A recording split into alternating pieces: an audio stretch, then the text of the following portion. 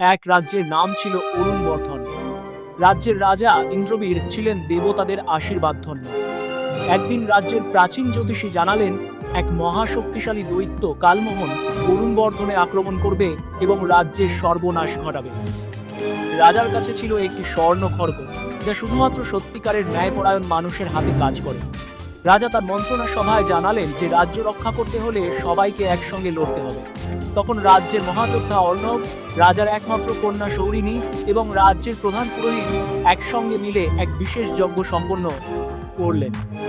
যজ্ঞ শেষে ইন্দ্রদেব স্বর্গ থেকে এসে স্বর্ণ খড়গে অতিরিক্ত শক্তি যোগ করলেন। যুদ্ধের দিন এলো। কালমোহন তার বিশাল সেনাবাহিনী নিয়ে আক্রমণ করল। রাজার সেনাবাহিনী সাহসিকতার সঙ্গে লড়াই করল, আর রাজার হাতের সেই খড়গ কালমোহনের শক্তি নষ্ট করে দিল। শেষে অরুণবর্ধন আবার শান্তিতে ফিরল, আর রাজা ইন্দ্রবীর ঘোষণা করলেন, শক্তি নয়, ঐক্যই সব থেকে বড় সম্পদ।